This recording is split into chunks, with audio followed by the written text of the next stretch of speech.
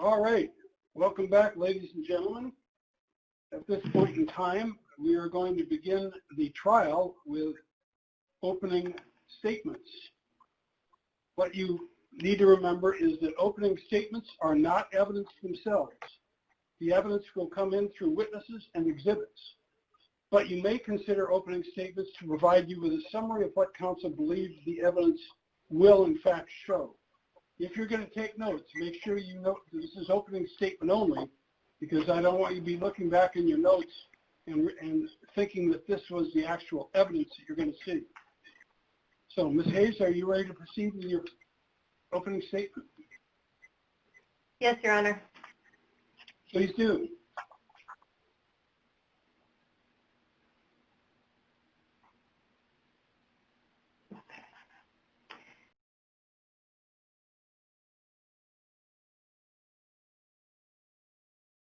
And Your Honor, for the record, all exhibits in our opening presentation have been stipulated between parties.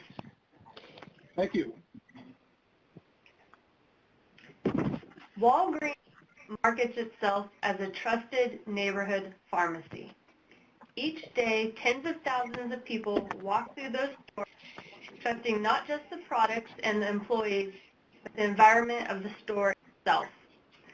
Those people are entitled to trust that the walkways through the store are safe. And that's not asking a lot. And if a store does not provide safe walkways, and as a result someone is hurt, the store is responsible for that harm. This is a case about holding a store accountable for their own policies or lack thereof when they hurt someone. Now let me tell you the story in this case. Slide, please.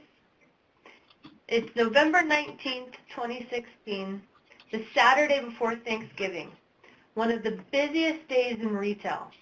The store is filled with holiday decorations. The manager arrives early to get the store ready for the rush of expected customers. At 8 a.m., an hour before the store opens, the manager sweeps the floor. At 9 a.m., the doors open and they're ready for business.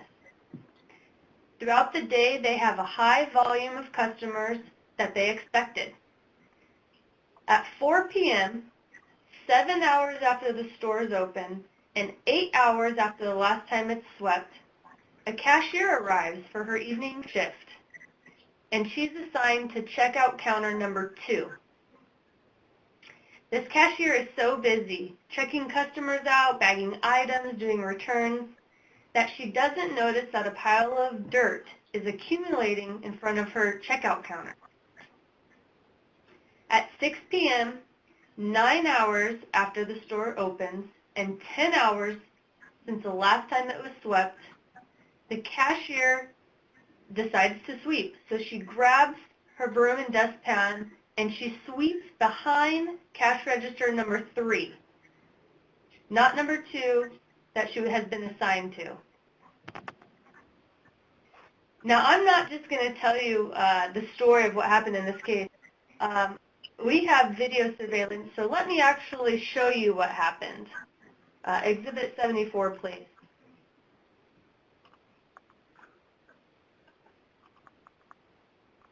So in this video, you can see the cashier grabbing her broom and dustpan and going behind checkout counter number 3.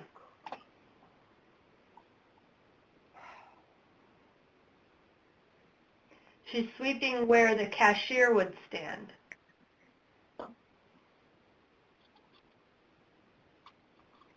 Dang it.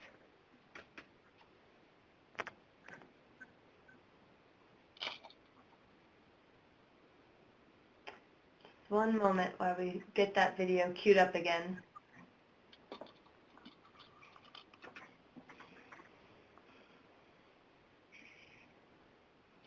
Okay, so a customer comes up to the cash register. She redirects him over to her checkout counter number 2 to check him out.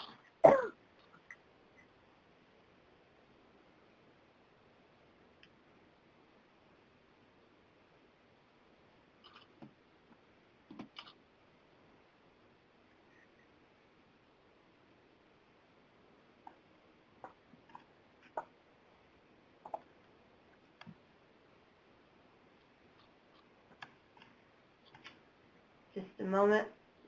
Still having technical difficulties with the video. Well, if we can't get it up, maybe you should just narrate what was going to be shown.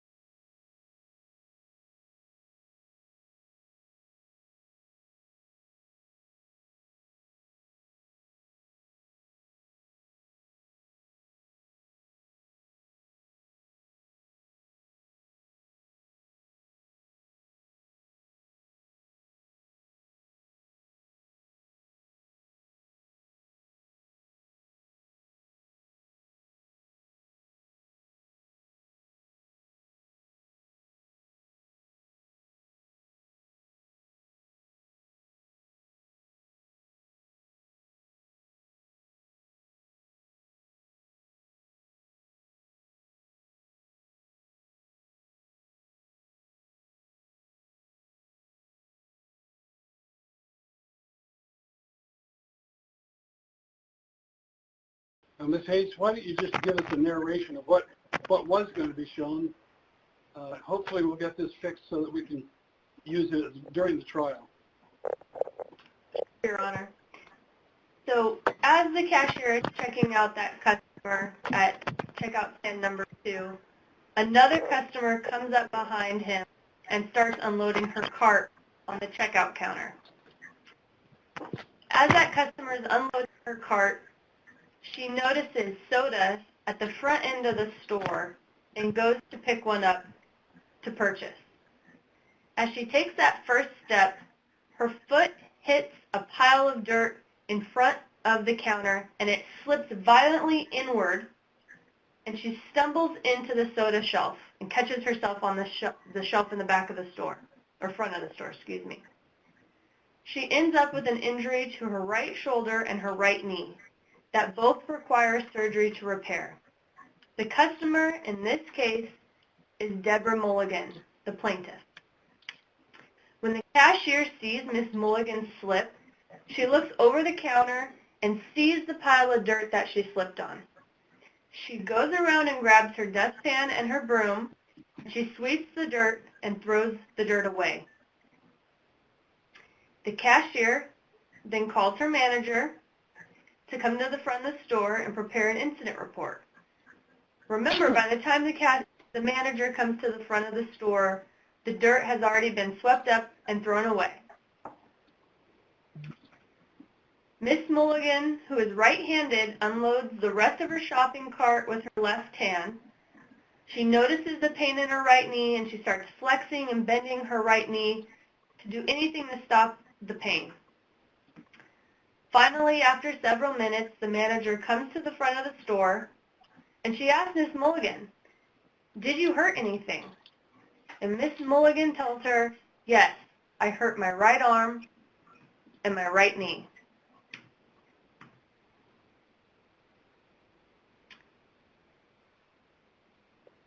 If we're able to do the PowerPoint and not the video, can we publish that? Sure.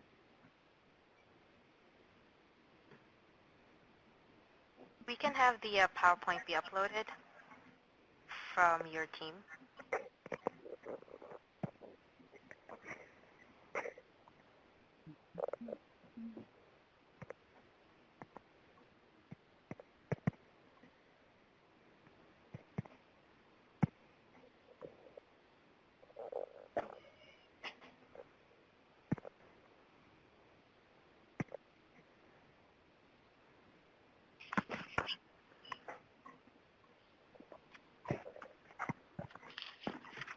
Well, I can keep going, Your Honor, and see Okay, please do.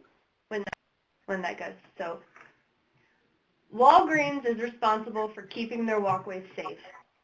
You'll hear sworn testimony from the cashier, Cynthia Jackson, that there is nobody assigned to do that task. Nobody is assigned the task of keeping the floors swept, dry, clean, or safe. You'll hear Ms. Jackson tell you that the only standard Walgreens has in place for sweeping the floors is on an as-needed basis. But that's pretty vague. The Ready for Business manual that Walgreens has, which we will see in more detail throughout this presentation, is a Walgreens manual that's 231 pages. Walgreens never defines as needed, not anywhere. It has clear standards for everything else, from how to arrange the counters to how to get more money from customers, but it never defines as needed. But in terms of cleaning the floors, all you'll see in this manual is regular cleaning is everyone's responsibility and should not be limited to just one time per day. But even by that vague standard, Walgreens failed to follow their own policy. If it's everybody's responsibility, then it's nobody's responsibility. Clearly, the floors needed sweeping. They hadn't been swept since the store opened. If the cashiers can't keep up with sweeping the floors on such a busy day, Walgreens had a responsibility to bring in more staff. They have a responsibility to have a clear policy to keep the store safe and to pay enough staff to make sure these safety policies are followed. You will hear from Carl Fieldman, who is a safety and human factors expert. That means he's an expert in how to implement safety policies for humans to follow that will actually work. And Mr. Fieldman will tell you the employer has the responsibility to constantly be scanning things like this, scanning the floors, looking for potential hazards. He will tell you a manager should walk the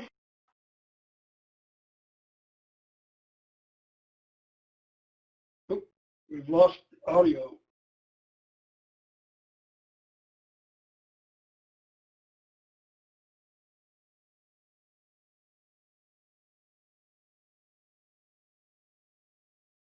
Am I the only one that lost audio of the...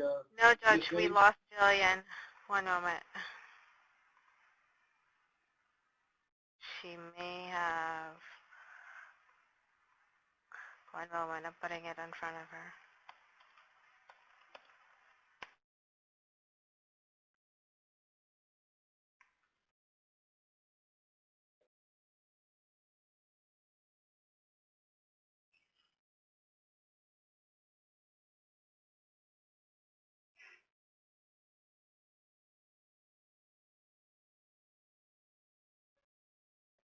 Okay, ladies and gentlemen, we're having a little trouble here. We're going to have Ms. Hayes dial back in.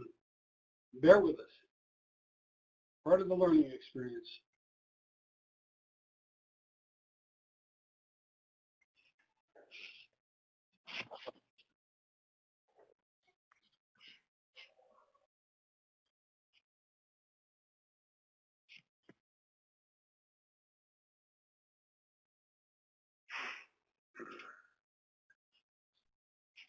Hello, Jillian? Okay. Hello? You're back. Thank you. All right. Pick it up from a couple paragraphs back. Okay. How about our human factors expert, Carl Fieldman? There you go. There you go. Okay. Carl Fieldman, who is a safety and human factors expert. That means he's an expert in how to implement safety policies for humans to follow. And that will actually work. And Carl will tell you the employer has the responsibility to constantly be checking things like this, scanning the floors, looking for safety hazards. A manager should walk the store looking for safety hazards. There needs to be some policy to keep the floors clean with clear assignments as to who is doing what. The employee needs to be held accountable for doing their safety tasks. And the cashier, Ms. Jackson, should have had a policy to direct her. Sweep customer areas before sweeping behind an empty cash register. Finish sweeping a big pile of dirt before tending to a customer. We also asked Mr. Fieldman if there was such a big pile of dirt on the floor, as all the witnesses confirm, why didn't Ms. Mulligan see it? Shouldn't she bear some responsibility for looking where she's going? But he will tell you, just as he told me, no, customers in retail stores are looking at the merchandise, just as the store wants them to do. They're not looking at the floors. You can see on the video that we'll be able to show you, that's what happened in Ms. Mulligan's case. She was looking at the soda in front of her, just as Walgreens has wanted to do. That's why they displayed it that way. That's just one reason why stores know they are responsible for keeping the floors safe.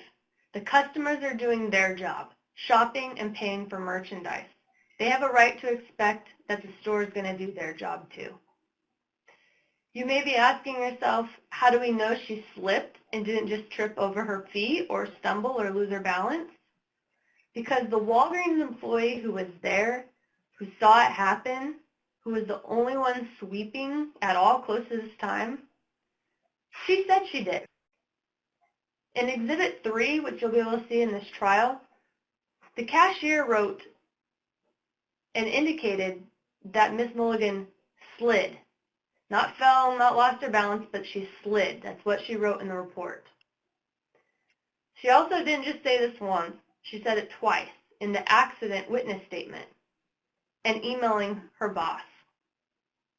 Carl Fieldman, who studies just this kind of case, will tell us the same thing, that what we see on the video is consistent with what Ms. Mulligan says happened. She didn't trip, she didn't lose her balance, she didn't step awkwardly, she slipped. Walgreens will tell you that other people walked by that pile of dirt and debris and didn't slip, as if somehow that's proof of something. Just because some customers were lucky doesn't mean Walgreens gets off the hook for not doing their job.